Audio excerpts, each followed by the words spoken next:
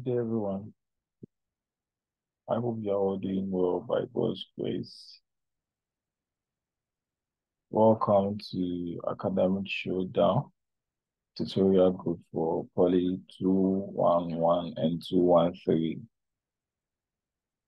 Today, we are going to have our 213 discussions as we've been doing. My name is Bafo Joseph Japon, but you can call me Nana Bafo NBA. And I'm going to be your host for today's tutorial. Today's tutorial is going to be based on week 3 lecture that we had in our classroom that talks about the theories of public administration. Unfortunately, I'm having some technical issues, so I wouldn't be able to project my slides on the screen.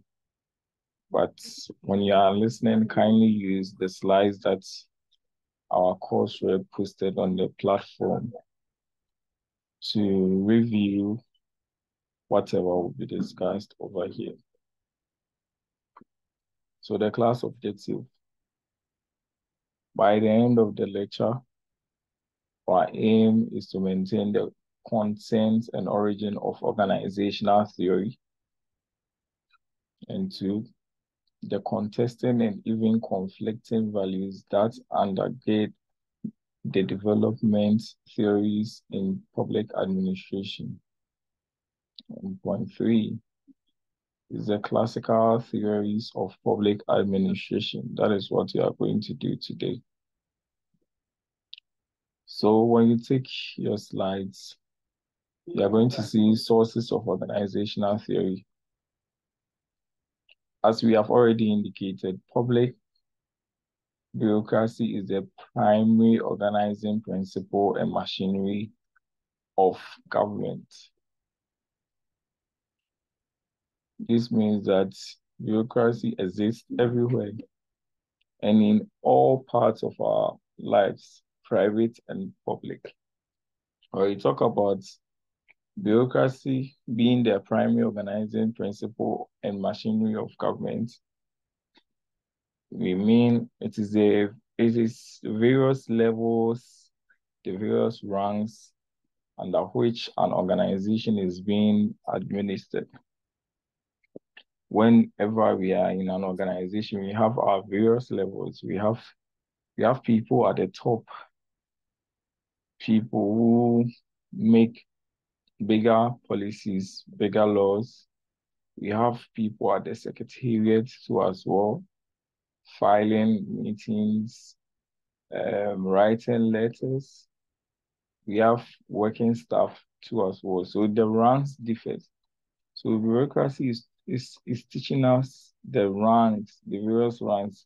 When you look at the executive arm of government, the president, vice president, we come to ministers, they all have their own various ranks. So that is how bureaucracy exists in every organization, simply because it talks about the various levels and ranks under which an organization will be administered. People have their specific functions. People have their specific jobs in terms of personnel and function, separation of powers. We can apply that one to over here. So historically, organizational theory originated from the studies on how to improve operations, management, and performance of private organizations. As a result, organizational theory is often associated with schools of business management. It's telling us what people do, how things are done, and why we have organizations. This is because issues that concern how business organize themselves are also of major interest to public management. Theories from business have been adopted and have been adopted into the public sector, and others have been derived from the social science, that's the sociology and psychology. So when we talk about organizational theory, we mean the need to understand what people do, how things are done, and why we have organizations. That's what the theory is telling us, because in an organization, the organizational theory is going to enlighten us, it's going to educate us on why people are doing certain things, the rightful ways to do certain things, and why the organization is even existing.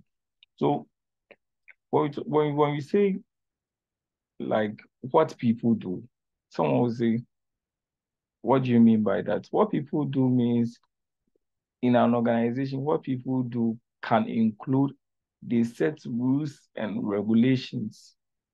They implement policies. These are certain things that people do in the organization. People at the topmost positions can implement bigger policies. It's part of their functions. They can also set rules and regulations for the staff to follow or to abide by these rules and regulations. These are the things that people do. How things are done. The other point, how things are done. How things are done may include, I always use this example. This example is legislation and election. If you want to appoint a president in Ghana, we do our public or general election. That is how we elect our president. That is how certain things are done. The legal way to become a president in this Republic of Ghana as a democratic state is through general elections. The other means to become a president, that is when you are the vice president and the presidential position becomes vacant. We have a vacant seat. It may be through illness or death. You can also be automatically appointed as what? As the president. But when we are speaking in general, how we elect our president as a nation, I'm referring to Ghana, is through free and fair elections. That is how things are done. Legislation, bills are going to be initiated. They are going to be read at the Parliament House first time, second time, several times before the assent of the president will make that bill being passed to become a law. That is how things are also done at the parliamentary level. That is what we call legislation. And the other point is why we have organization. I mean, I made mention that the organizational theory is telling us what people do, how things are done, and why we have organization. So the third one, why we have organization. Why do we have organization? To operate and help in promoting the good standard of living of the people in the state. They are operating. Each and every organization is operating. The police people are working to ensure the security agencies, their primary goal is to work and ensure security in the nation. They work to ensure safety in the nation. Those are the parliamentary levels who are doing their own to make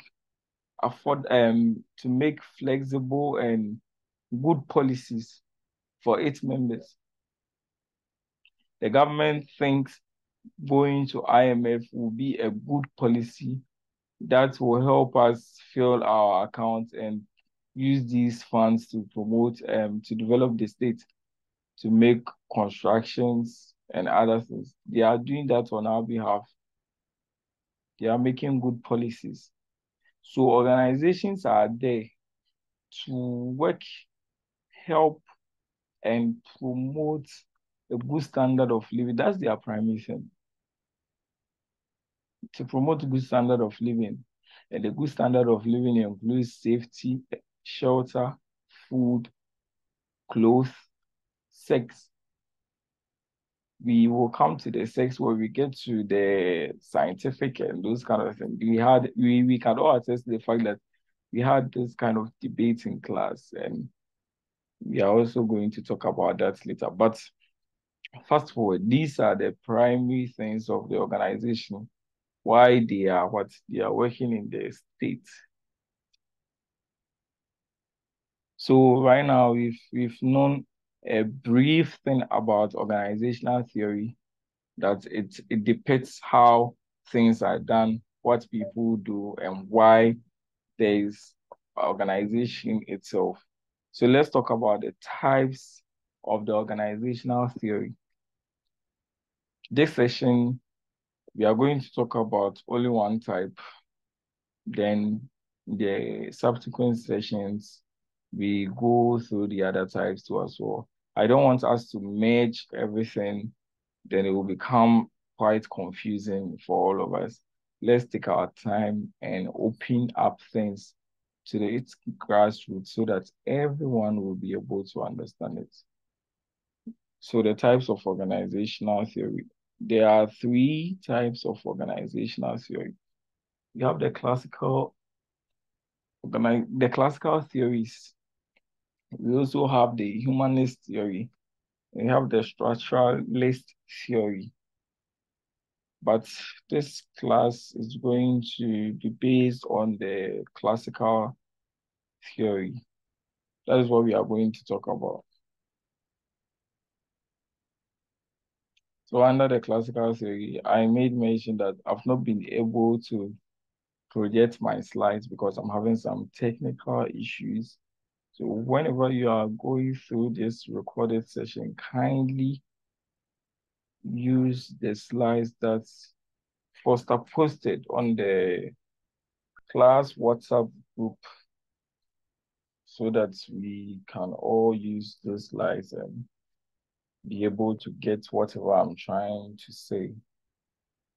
No other theories has influenced the practice, research, and theory of public administration as much as Max Weber from 1864 to 1920. Based on the ancient studies of bureaucracies in Egypt, Rome, China, he constructed what came to be known as the ideal type or model of bureaucracy. So the classical, it means it is the fundamental, because that's the first type of organizational theory that was proposed by Max Weber. So it is the fundamental. It is also known to be perfect. It is what a lot of people imitate. Every other theory is built on them. If you don't know anything about the classical theory, you should know that every other theory is built on them. It was propounded by Max Weber, as I said earlier. But what triggered Max Weber to come about with the classical theory? He looked at the Egyptians, these civilizations. Well, we all know that the Egyptians had it for, it got to a time that the Egyptians were the one who were ruling the world. He looked at how they were doing all their things. He looked at the Romans, he looked at the Greeks, the Greco-Roman civilizations. When you want to read law, you know that you are going to learn Latin. These were the time that these people, the Romans, the Egyptians, and the Greeks, they all had these kind of developmental projects, these ideological content that they used to develop their country, they used to govern their country. They were all good. So these were some of the things that Max Weber looked at how they were performing their actions, how they were administering their state. They are the things that Max Weber looked at towards to develop the classical theory. And that was the first theory that came about in terms of organizational theory. Therefore, we term that to be the fundamental. We term that to be perfect. We term that to be all it birthed out all other theories. All other theories with respect to organizational theories came from the classical what theories. That is why when he looked at all the kind of civilizations that these Greco-Romans had, these Egyptians had, then he proposed the ideal type or model of bureaucracy. He saw bureaucracy as rational, systematic, and logical and scientific approach in an organization. He told them that when you do this, he's trying to say that it is systematic, it is rational. It is when you do this, then you are going to have this outcome. If you do it in this rightful way, you are going to have this positive outcome. But when you use your own means to do this, you are not going to have what? This positive outcome. Because he realized that most of the people were practicing what was called hero worship. Everything was based on one person. Everything. Ghana, we depended on Kwame Nkrumah a lot. A classical example too is our late Reverend T.B. Joshua. When T.B. Joshua was alive, you could hear of him. His church was growing. People knew him. Therefore, people were always going to his church. But ever since he died, both of us can attest to the fact that we don't even hear of his church again. This was the type of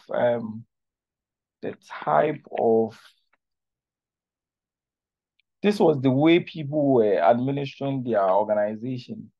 They always centered on one person. One person was doing the job. One person was doing everything all by himself. So when that person is not there, then the rate at which these organizations develop, they begin to decline. There is a retard growth in their improvement. That is why when Max Weber looked at all these things, he decided to bring the ideal type or model of bureaucracy. That is when he saw an organization or bureaucracy to be rational. It should logical. It should be scientific and systematic way of of organizing or administering an organization.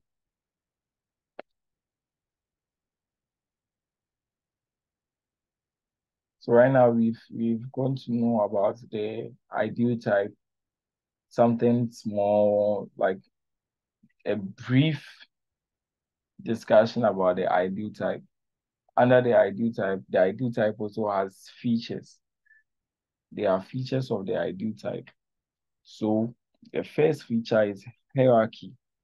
Some people say hierarchy, others to say hierarchy. But when you are writing, the spelling has to be right, no matter how you pronounce it to yourself. But I pronounce it hierarchy. So hierarchy is saying that people have clearly defined roles based on division of labor and is answerable to a superior. So when I was making my submission at the introductory part, when I was talking about the hierarchy, I told you that there are people at the topmost positions and there are the people at the average level, and we have the grassroots people. When you look at the electoral commission, you have the chair, you have the two deputies, and you have other four members. Even at the polling station, we have polling agents. There are always people in our senior high schools. We had our headmasters. We have the assistant head. We had the headmaster. We had the assistant headmasters. We had the assistant headmaster academics, domestic administration. Then we come to other house masters. We come to HODs. We come to teachers. We come to the prefects before we get to the students and other things. So there were people who were taking their topmost positions and people taking the average part and others to taking the what the grassroots. And these people are accountable to their superior. So your day in, day out, these that you are doing, you are going to give accountability. When we talk about accountability, accountability is being responsible for your actions and your inactions. We've already learned that. So one feature of the ideal type is hierarchy, whereby we divide the organization according to levels and ranks to promote a clear and transparent accountability.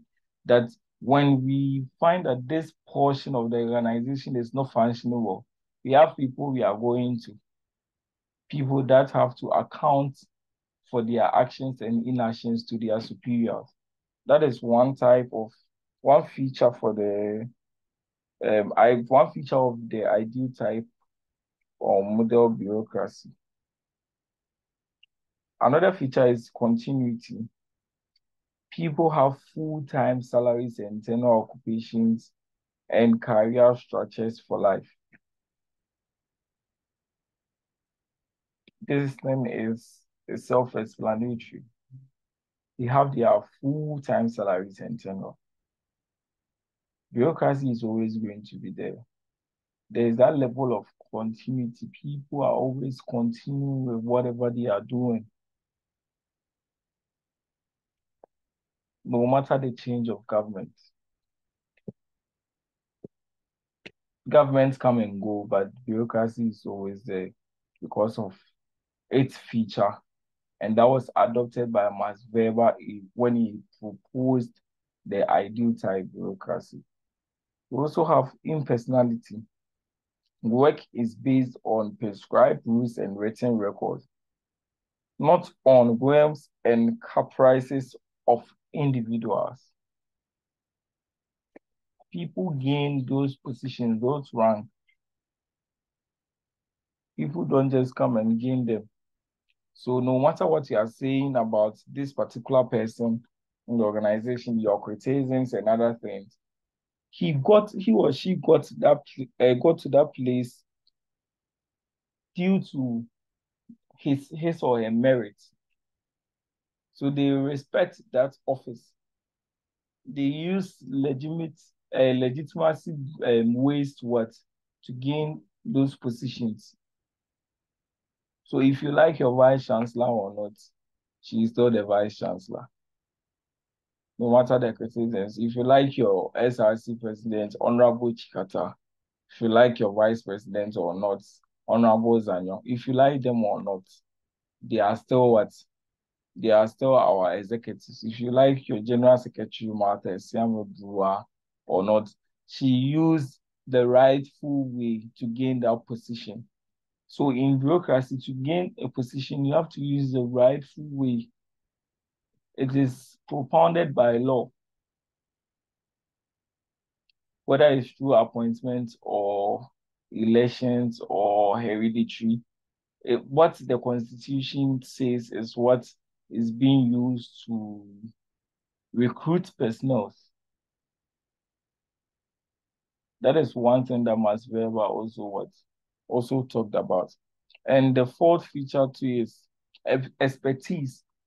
Not anyone could just go there and just say, employ me or something. All those people, they gain the positions they have through something we call meritocracy. Their merits, their capabilities, their skills and experiences help them to gain these positions. That is what we talk about expertise. So Max Weber was telling us that we shouldn't just allow anyone to occupy these positions, but we should give people with these experiences, people we can trust, people we know they will be able to what they'll be able to perform and perform very well through meritocracy, their merits. It's what we are going to use to recruit them, not by someone we just know that, oh, this guy, he's a gentleman, he dressed very well, and he's a nice looking guy, so let him become the head of this organization. You go and adopt this person, you go and employ this person, you bring the person to office, and the person will perform very poor, and the organization will collapse. So Max Weber was telling us that these are the features of the ideal type. And if we want to make a good and smooth administration, we have to what? Recruit people who are expertise for a particular job. That is why our TA said last Thursday, TA Resford, I send my regards to you. He said last Thursday that when you go to the class, he wanted to project his slides on the screen. We know that the University of Ghana has also employed technicians, no matter the book he knows, no matter the knowledge and teaching skills that he has. He couldn't project the slides, but he knew the right people to call. That is why he went down there, went to the office and go and call one of the technicians to come and help him project the slide. So that technician is an expertise at that field. And TA Resford is also an expertise in the teaching aspect. So the technician is projecting the slides for TA Resford to also come and what? Come and teach to us. That is what Mas Weber is saying, that every position we give to people, they should have they should be expertise of those positions.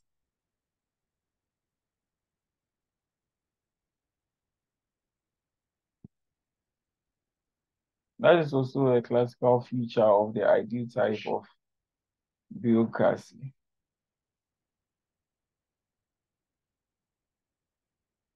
With respect to all that we've said, one thing we should know is that if there is a theory, then another theory comes as a counter, then we should know that there should be criticisms of that theory.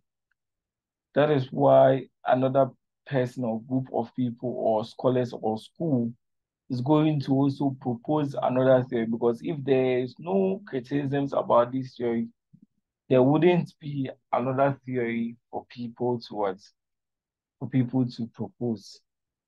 So despite all that you said about the ideal type, our last subtopic is going to be on the criticisms of the ideal type. One, it says, it is an ideal type and may not work as planned in the real world.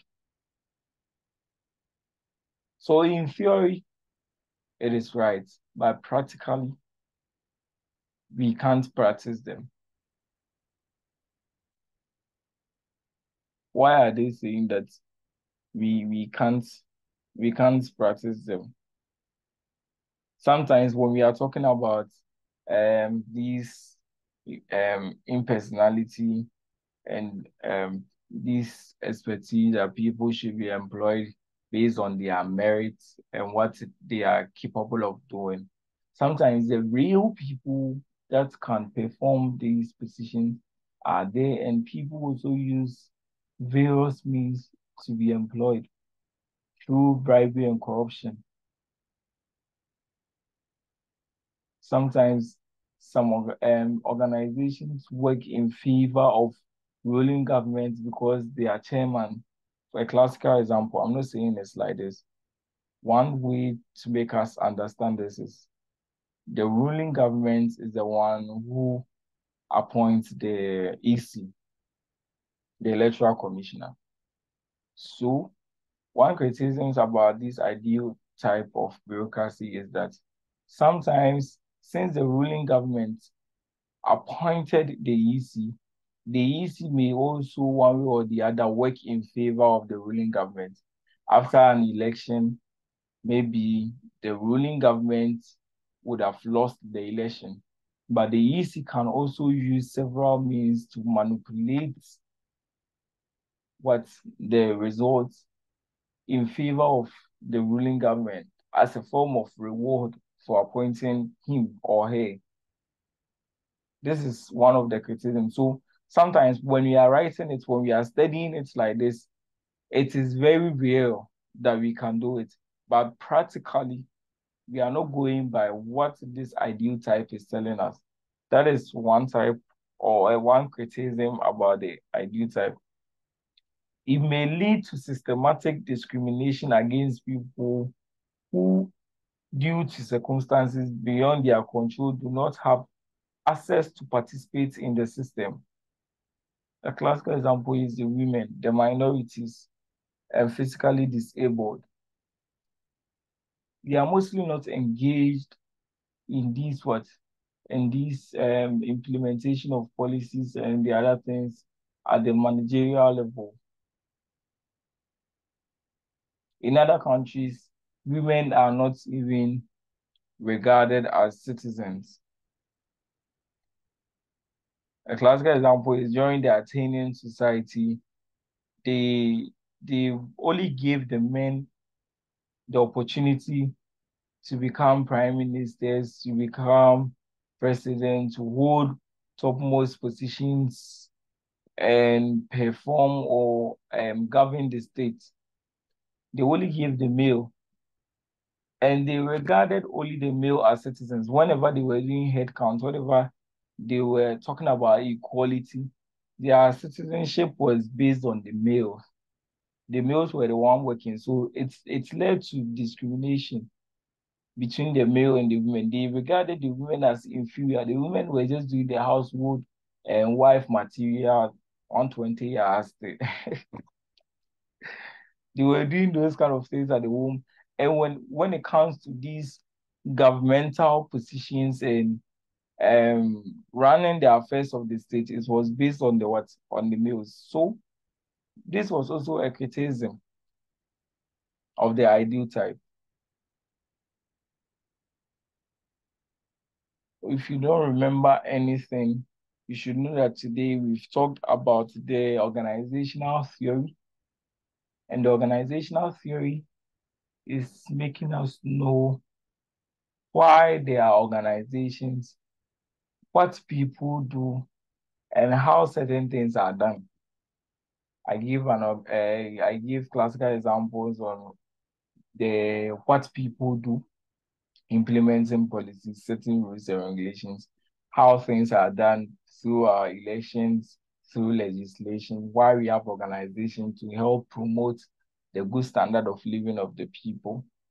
And we also got to know that there are various types of organizational theory, but we are learning only one in this recorded session. The subsequent one will be what will also be engaged. We got to know that we have the classical, we have the structuralist, and we have the humanist type of organizational theory. And under the classical, we got to know that it was proposed by Max Weber.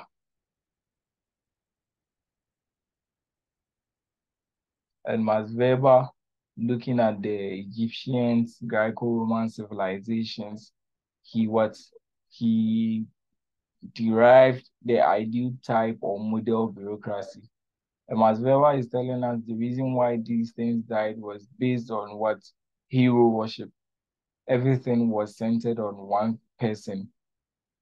And I also gave a classical example about TB Joshua, something that when TB Joshua was alive, the church people were going to church because of TB Joshua, seeing TB Joshua, and they believed in him in performing wonders for them. When he died, right now, the church has the rate at which the church was growing has declined. Max Weber is telling us that these are some of the things that made this Greeks and Romans also lose their powers in those times. Therefore, brought the ideal type. And he's telling us that the ideal type is the fundamental, perfect. It is under the classic type, the classic type is said that the fundamental, it is perfect. It is the a type of um organizational theory that birth out all other theories. We've also looked at the features of the ideal type bureaucracy. We've looked at one feature being hierarchy. We've also talked about continuity, impersonality, expertise, political neutrality. We've also looked at the criticisms. This is what we have learned today. And I thank you all for listening to this recorded session. My name is Bafo Joseph Japan again, but you can call me Nana Bafo as you can see on your screen, or in a short form, NBA. And as we all know, we are having our academic showdown, good discussions that I initiated in this semester. This is Poly 213 Introduction to Public Administration. And this session talks about the theories of public administration. So I think it will be perfect if we end the class over here. And in subsequent times, we are going to talk about the other theories. Thank you so much for joining this session, and have a blissful semester.